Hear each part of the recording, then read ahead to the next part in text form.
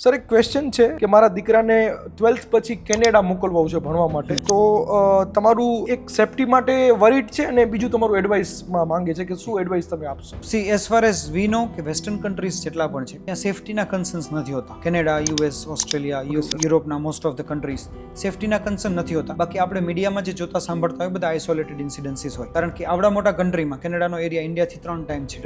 આવડા મોટા કન્ટ્રીમાં એક ઇન્સિડન્સ થાય જે અગેન્સ્ટ કોઈ ઇન્ડિયન થયો હોય તો આપણું પેપર એને લખે કે ભાઈ એક ઇન્ડિયનની ડેથ થઈ કે આવું થયું કે રોબરી થઈ, પણ સામે એ જ દિવસમાં ઇન્ડિયામાં કેટલી રોબરી થઈ, ઇન્ડિયામાં કેટલા ઇન્ડિયન્સના ડેથ થયા. પણ એ આપણા માટે એક્સેપ્ટેડ છે કારણ કે આપણે સોસાયટીનો પાર્ટ છીએ. પેલું નવું છે એટલે આપણને વધારે લાગે, અને બીજું મીડિયા એને એવી જ રીતના હાઇલાઇટ કરતું હોય. સો એની જગ્યાએ તમે એ વિચારી શકો કે તમારા ચાઇલ્ડને જે સ્ટડી કરવાનું છે એ સ્ટડી માટેના ત્યાં શું ઓપ્શન છે. બેસ્ટ પોસિબલ ઓપ્શન્સ ચૂઝ કરો.